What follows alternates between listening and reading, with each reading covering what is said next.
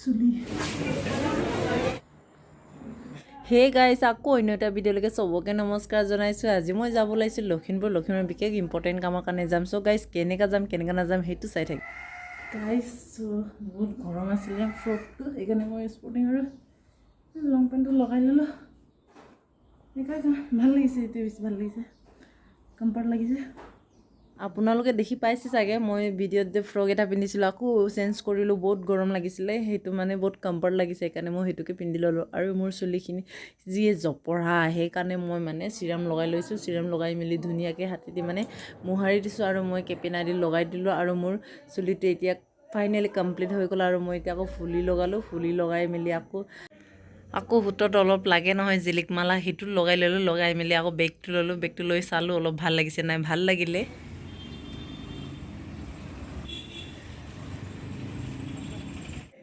লখিমপুৰ পাই মেলি একদম চিধা কামত ব্যস্ত। কাম এতিয়া ষ্টাৰ্ট হ'ল আৰু কামটো। তাৰপিছত কামটো হৈ মেলি আকৌ বেংকত সোমালোঁ। বেংকত চাব পাৰি মানুহ কিমান ভিৰ, কাম অলপ আছিলে সেইটো হৈ গ'ল। আৰু এতিয়া আকৌ মাৰ্কেটত সোমালোঁ। মাৰ্কেটত কিছুমান বস্তু ল'ব আছিলে। বস্তুখিনি ল'বলৈ বহুতেই আছিলে, কিন্তু বিচাৰিবলৈ বহুত টান। ইমান যে বস্তু মানে পাহৰি গৈছোঁ কি মানে ক'ত কেনেকুৱা। চ' বস্তুখিনি পাই মেলি ভাত এসাঁজ খালোঁ আৰু ধুনীয়াকৈ ৰেষ্টুৰেণ্টত সোমাই মেলি চিকেন খাইছিলোঁ।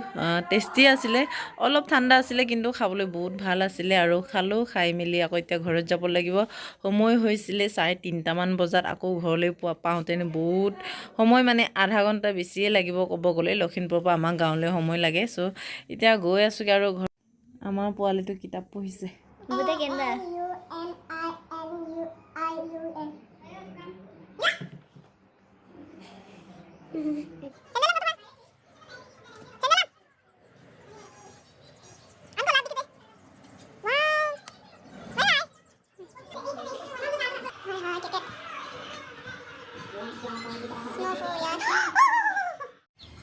সেইটো মানে এতিয়া মাছ দিম, পুখুৰী, আমাৰ পুখুৰীত মাছ আছে। চ' পেটু হয়, সেইটো পেটু এতিয়া দিম।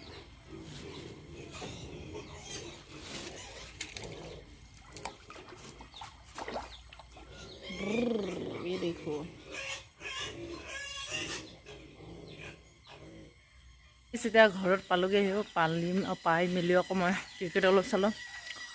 আৰু ক্ৰিকেট চাই মেলি সেইটো পেটুকেইটা দিলোঁ। আৰু এতিয়া আকৌ খানা খাব গৈছোঁগৈ। চ' লোকেল কুকুৰা এটা সেইটো খাম আজি আমি চবেই। আকৌ লগ পাইছোঁগৈ লগৰ কেইজনীক। চ' এতিয়া খাম আৰু ক্ৰিকেট চাই আছিলোঁ, বহুত পাতি হৈ আছিলে, কিন্তু খাব যাব মাতিছে। চ' খাই ল'ম। আৰু সময়টো আৰু এতিয়া 5:30মান বাজিলে। চ' গাইজ গৈছোঁ আৰু চাই থাকিব কেনেকৈ খাম কেনেকৈ নাখাম। খোৱা বোৱা ষ্টাৰ্ট হৈ গ'ল আৰু এতিয়া খাব হৈছে। আৰু খোৱাটো দেখাব নোৱাৰিলোঁ গাইজ। সেই গাইজ এতিয়া ঘৰত পালোঁগৈ আৰু বহুত কষ্ট, গৰম। চ' মই যোনটো কামৰ কাৰণে গৈছিলোঁ, চ' সেইটো কামটো হৈ গ'ল আৰু এতিয়া টেনশ্যন নাই ক'ব গ'লে। চ' গাইজ আকৌ নেক্সট ভিডিঅ'ত লগ পাই আছোঁ। আজিকালি ইমানেই আছিলে। চ' আকৌ বাই বাই বুলি ক'ব লাগিব।